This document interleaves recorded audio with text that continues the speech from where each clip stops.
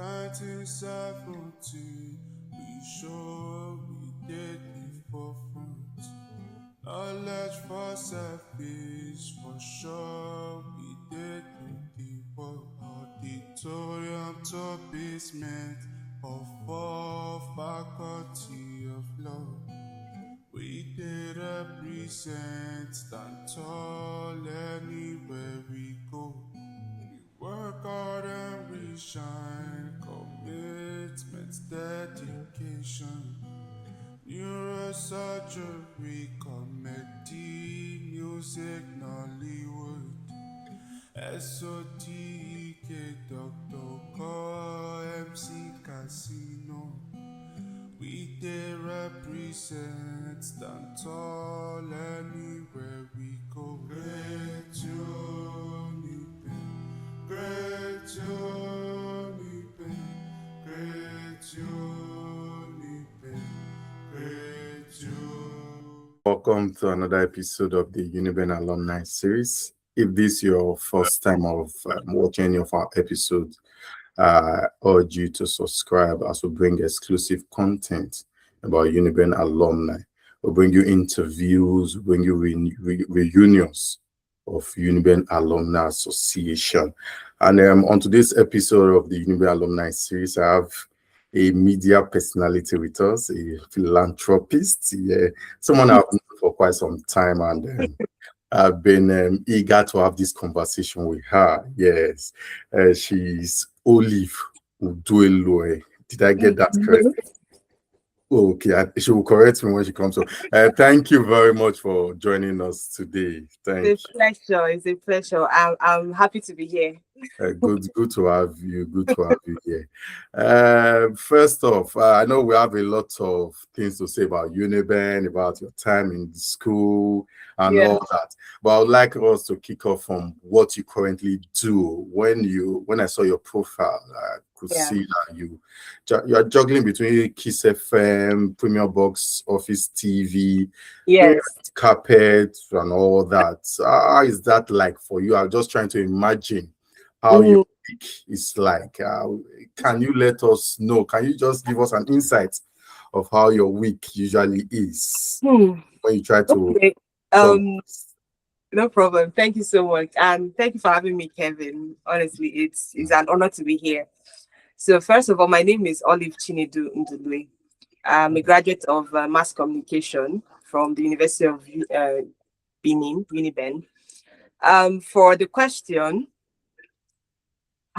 honestly, media has always been something I wanted to do. I've always wanted to be in the media space, right? So I actually didn't know I was going to fall into radio. I was thinking it was going to be TV. So radio started with my internship. So when I did my internship, I fell in love with radio. So juggling between Kiss FM right now, the TV came up. The TV came up in a very unexpected way. Like I wasn't actively looking, right? So it just came up and I checked. I said, okay, it's something I can do with radio alongside. Then the red carpet thing started.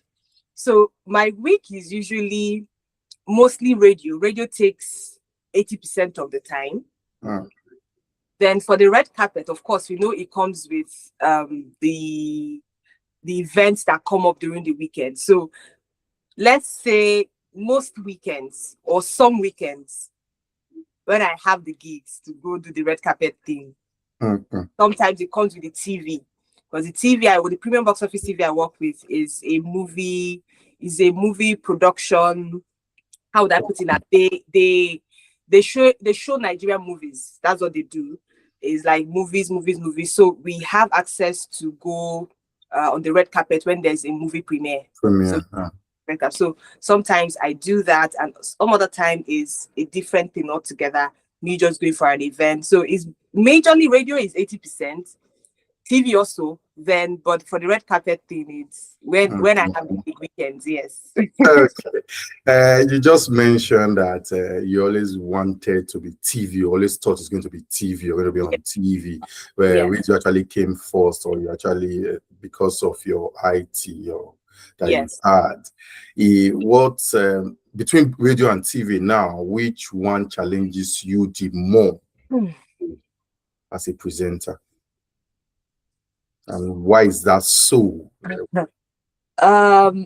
Honestly, from the experience I've had, not so many. I would say both. But if I'm to weigh, maybe I'll put TV up higher. Why? Is because with TV is visual, so people are looking at your facial expression, the way you're dressed, how you're put together, the way you smile, the way you like. There's a whole lot of things that comes with TV. But when it's radio, no one is seeing you in radio while you're talking. So you're free to do, you're at liberty to do whatever you want to do at the time. All you have to do is just to convince whoever is listening that, okay, this is where you are at. And with radio, people listen to how you talk. Is she sad? Is she okay? So you have to fake it sometimes, But with TV, you can't exactly. So something might give you away. Exactly, something was surely. So you have to be at your best, even if you're not feeling it. So that aspect alone, that emotional side. We women now, sometimes you don't even feel like talking. Sometimes you beg everybody should just leave me alone. But when you're on TV, you just have to put that aside. You have to be in a very good mental space to be able to carry out whatever it is you want to carry out at the moment, at that time. And media, generally, both radio and TV, I used to say, people don't know. People usually say, oh, it's just to come and talk, or it's just to come and... They actually don't know the mental work that goes in. Like, you have to think on the spot. Sometimes you have what you want to say. Maybe something happens, maybe a technical glitch, maybe on your phone or your pad you're using, everything just goes off. And you have to keep... You have to be creative at that spot, on the spot. People underrate that a lot. That's the superpower I feel all media personalities have. But I'll actually put TV above radio when it comes to challenging. Because yes, people have to see, and you have to convince whoever is watching that you're good, you got this, you want to sound intelligent, look smart. With radio, you can easily read from somewhere and nobody will know you're reading. So yes, I'll put TV has been more challenging, yes. Okay. You also do voiceover, and you've done a couple. Yes. If you look back, which project can you say has been the most fulfilling for you? A particular project, a particular voiceover you did for a gig, for a company, for your employer, or that you just look at and said, I think that's 100%. I started the voiceover. I went to a voiceover academy, actually. So I started 2021, right? So, but before I went for the school, voiceover academy, so I've taken interest in it. I took interest then. I think, let's just say, what I was waiting for you to answer that question. Maybe let me just chip it in now. Like, what UNIBEN did, right? Which is the internship program that we had. Or we have. So it opened me up to a broader spectrum when it comes to media, which is this voiceover, because it was during my internship. That was where I met someone who was also a student who was actually interested in voiceover. And he put me through. I was like, okay, this is nice. So for the question you asked, actually, one of the first ever voiceover production or work I did that was really fulfilling. Like, so you can make money from this. It didn't even come, it wasn't like a big company, right?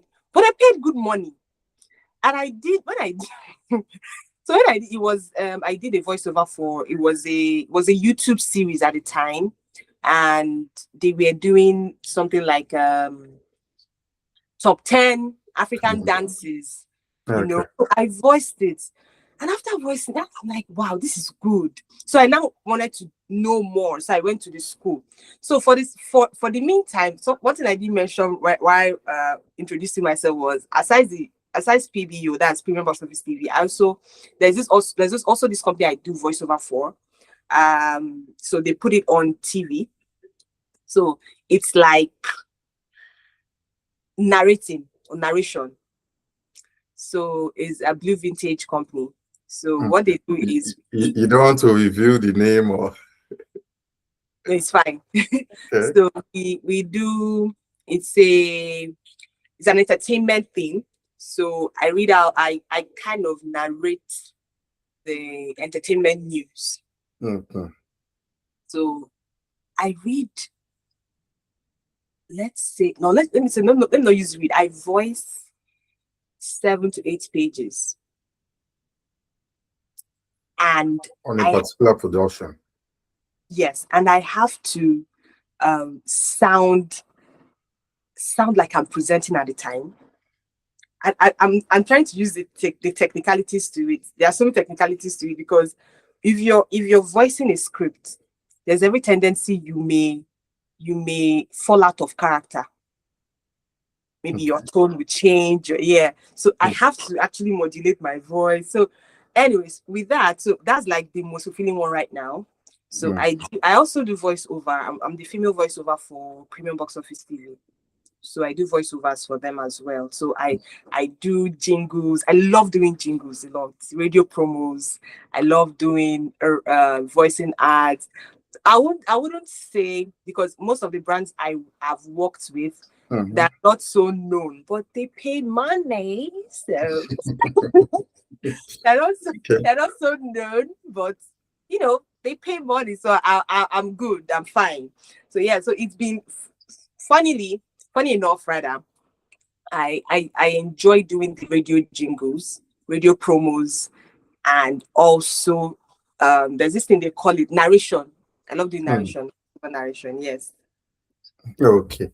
Let's go back a bit. I also do for Agritech.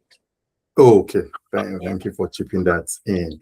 I just wanted to go back a bit when the first moment you realized you were made for media, that you wanted to do media. Probably before you came into UNIBEN. What influenced that decision? Yeah. I first wanted to be a lawyer. Okay, most people in the arts. I first wanted to be a lawyer. In fact, my dad, it was not until when I started doing my IT, my 300 level, that was when my dad came in terms with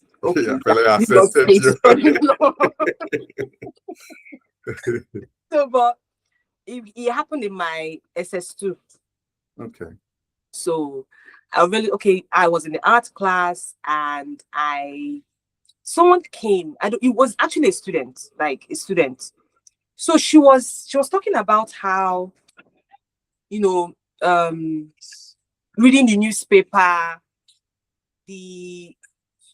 I've always loved reading, right? So I remember growing up, I would position everybody in the house to read the newspaper to them, So my mom had always known that this is where I was headed. But me, I said it was law. So, but the marking point was in SS2. That was when I decided that, law is not for me. I think mass communication is actually where my calling is, because I love being talking, like being on TV. I just love talking. So that was the market. SS2 was when it happened. So I started after a WAEC now, started writing JAM. I really wanted to attend UNN because that was where my mom graduated from. Okay. I was applying for mass communication. So it got to a point, it wasn't even the cutoff mark, and I was getting the cutoff mark, but my name was just not appearing. See, one of my friends, Ifnaya, she applied, she got admission into UNIBEN the previous year, that was 2014, and she said, why don't I try UNIBEN? She just said it casually, and I said, okay. And I still put mass communication because that was what I really wanted to study. Right. Nobody could tell me anything. You know, it gets to a point where you get frustrated and you're like, and any course they give me, I'll switch. So yeah. So I wrote JAM for three years. Yeah, 3 years. Because I didn't write JAM when I graduated from secondary school. So when I put in UNIBEN, I came for the posterior me. I I wrote the posterior me, and my name did come out first batch. At the point I was already giving up. So second batch came out, my name came out. Thankfully, it was mass communication. Okay. Yeah. Okay. And what was your first impression of UNIBEN, especially when you came for the post-UTME? What did you? I guess you wrote at the World Campus then. Yes. That's so, was it something that you said, okay, it's not bad, I think I can be I fell in love with the school immediately I entered. And, you know, I actually thought I was going to be in World Campus. Okay. But I fell in love with it immediately I came. Prior to that, I've had, in fact, I think it was one of my sister's friend, when he said, why am I coming to UNIBEN? You know, the cultist thing, why would I want to go there? I said, but people are going there. People are going there. So when I first came, I fell in love with World Campus. But after writing that, I got the admission. No, when I was writing my post-UTME, that was when I found out that, mass communication is not here. It's another campus. So what happened was when I finally went to Ekenwa campus, when you enter campus, there's so many arts. Like in fact, in my head, I was already imagining the pictures that we taking with the art. So it was if there's something like love at first sight with things like that, it's not human beings. That was it. I knew that this is where I'm supposed to be. Yeah, it was love at first sight. I loved it immediately. Yeah. Okay.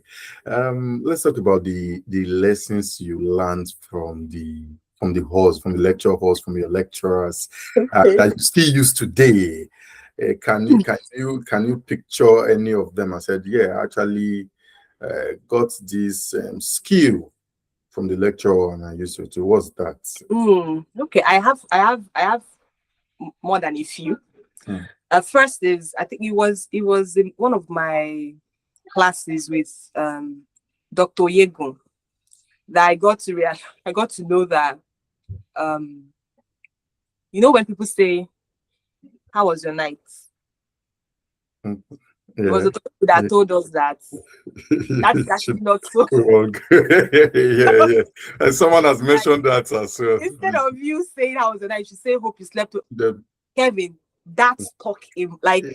If I not let it in that man's that was one thing that stuck in my head. This is just on the basics. Then one course I enjoyed so much was film and criticism, which was taken by Dr. Uchenunu. So he made, him and Dr. Yegun, actually, they made learning, and I think Dr. Keraf as well, yes. They made learning, they made learning fun. Fun in the sense that you are learning so much, having fun while at it, and you are not bored. So one of the courses that even has channeled some of the things I do on the side, aside radio and TV, voiceover and all, because I also do film criticism, is actually film criticism that we took as a course with Dr. Uchenunu. He taught in such a way that you wouldn't actually know that you have stayed this long in class. No, it was, I usually, if all lecturers can teach like that, he had a pattern which I loved, and we produced a movie. That course, we produced a movie, and that was when I actually that was actually what propelled what I do now, which is I recommend movies. I also critique. I took a step back with critique because honestly, people don't like criticism. And it's okay, instead of like, I talk movies, I recommend, I critique when I want to. So, but it was actually what I learned from that course. that is actually what, propelled me to start doing it. And I love doing it. I love doing it. One other course, or one other thing I took out from my 4 years in that department, it should be something. How would I put it now? The internship, the CWES program that is being that is put up in that department, because I feel like not all universities really understand what it means to run like they feel is they just be like, okay, just go do your intern, come back. Yeah. Then it was 6 months, that's the whole of second semester. And I'll tell you, Kevin, that 6 months, even though it's actually it surpassed 6 months because there was strike at the time. Okay. That was what helped, like tremendously helped to shape who I am today and what I'm doing today. Because where I interned, it was a radio station, and I showed proof that now UNIBEN I come from. I they gave me the opportunity as well. I learned, and that is actually the foundation of what I'm doing now. So when people, I'm so thankful. Like, I'm really so thankful for that internship program. Honestly, really thankful for that. It helped shape what I'm doing now, who I'm becoming. Yeah. Honestly, totally, yes. That's great to hear. And you've mentioned a couple of things you got from the classroom, from communication. Yeah, and also, I think when we were rounding off, that was in our final year. Yeah. I remember what Dr. Karafo told us. He said, yes, we are going out now and all, but we should be open to learn skills as well. Be open to learn skills as well. Of course, we know how the whole system is, and yeah, it's stuck, and it's one is one advice that I know that it has helped. And you usually say 10% of us will not continue in this media space, and that's it. I do not make that's fact. Yeah, that talking about skills, that's actually what I was coming to. Outside the classroom, the university as a whole, what soft skill, what value did you get from the institution that you can boldly say today that UNIBEN taught me this, UNIBEN made me this, or UNIBEN positioned me in this way? Would I call this a soft skill now? Because it still falls back to that film thing. Because I do audio production as well, right? And editing and all. Would I say would I call that a soft skill? I don't know if I should call that a soft skill, but that's actually what propelled me to have interest, when it comes to producing, what it means to produce a movie, what it means to edit. I don't know. But besides that, I don't like saying this out loud because I'm doing a disservice to myself I've been for a long while, which is writing, right? So I don't know if it's something that still happens now, but from my year 1 to year 4, writing has always been something that is being encouraged in the department for the courses I took anyways. So I used to write. I want to put it like that. Not like I wouldn't want, I still do, but not actively, right? Yes. So if that could be classified as a soft skill, so I'll put writing in that perspective, because I'm really gifted, let me not say good, with when it comes to writing promos, writing ads. I can, cook up something in just, something good. So I think that helped me as well. UNIBEN helped me with that. Mass communication department, they helped me with that. And also the editing thing with film, audio editing. So if that could count as soft skill, I would say writing and my editing thing I do on the side. Yeah. Oh, okay. Still on that same question, I think the second leg of that question, it might be the relationship you had with your friends, the department, the school, your roommate, the UNIBEN environment as a whole. I've had guests that have come here and spoken about the confidence UNIBEN gave to them, that they can walk into any room today, and like you mentioned earlier, that you showed them your stuff when you got to IT that you were actually made in UNIBEN. Yes. So is there something you can recall and said, yes, UNIBEN actually helped build my confidence in this area, actually helped me do some of these things that was a bit difficult for me before I got into UNIBEN? Okay, that should be interacting with people, right? Interacting with people. I stayed in a school hostel. And when you're in a school hostel, you are meeting with. I'm sorry if I may quickly chip this here. Those of us at Ugbo, we're always told of the friendship, the family setting of a K1 campus, and at some point we're jealous. Yes, we're jealous because when you get into as a student at Ugbo campus, you come into a K1, they know you are not a member of that exactly. campus. Like, immediately you come in, you can always know that this person is not here. This person is not from here. We had a communal living, and trust me, it felt like family. My roommates were like my sisters. Till today, I still talk to, like, they're like my sisters. I learned how to accommodate. I learned how to share, how to tolerate, how to be patient. Like, because I don't know, like you said, there was just this something about a Kenwa campus. It felt like we are all family. There was really nothing like the men and the women, we all synced together. You wouldn't, like, if there was trouble somewhere and is a Kenwa somebody, a Kenwa people will go and show up. They will go and show up.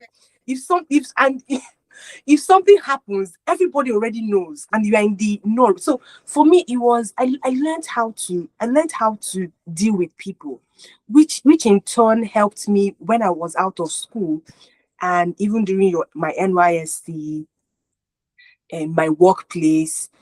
I could understand that people are different and people come from different backgrounds.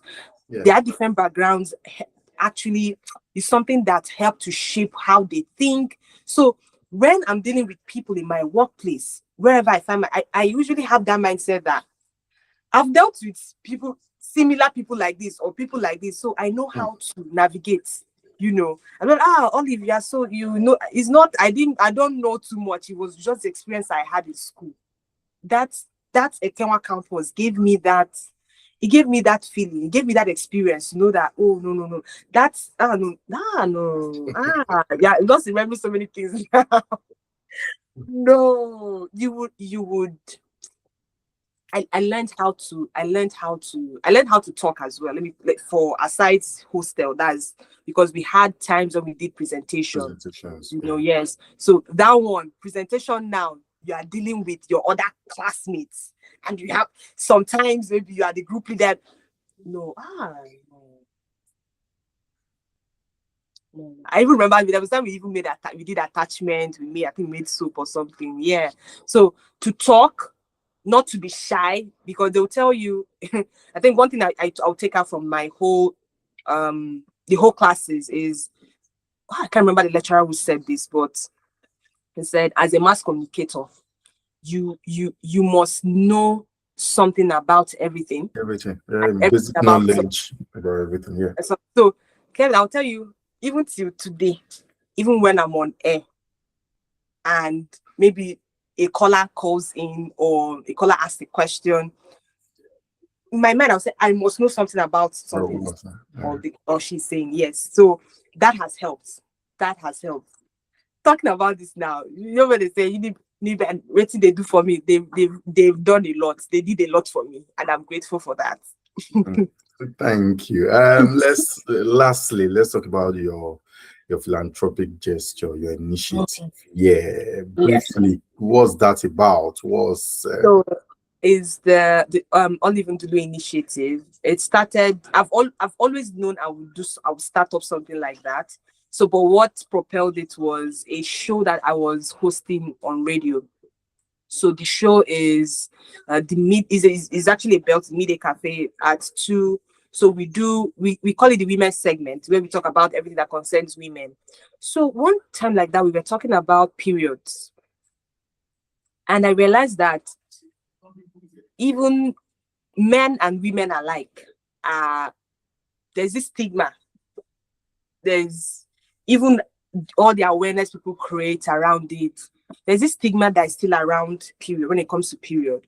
And I realized that not so many women and girls even understand that our body as women, that we have a lot of health, we approach a lot of health issues if we don't start doing the right thing from at a young age.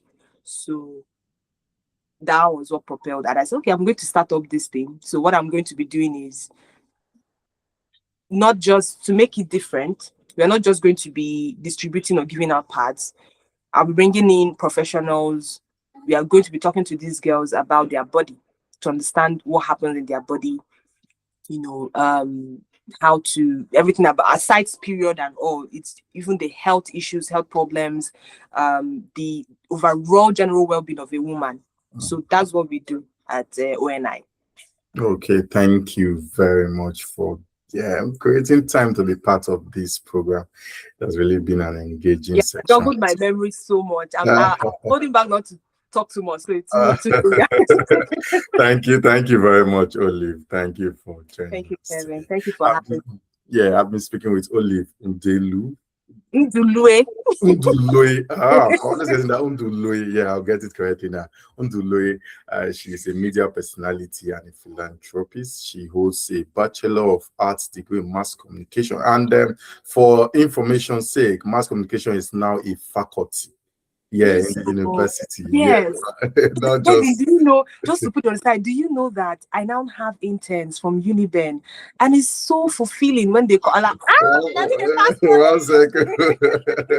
That's good. Yeah. Thank you. Mass communication is not a faculty. Wow. Yes. I love it. You see, we are getting there. Yeah, you guys are getting there. Thank you for joining us. Continue to subscribe to our channel. We'll bring you more exclusive interviews of UNIBEN alumni. Bye for now.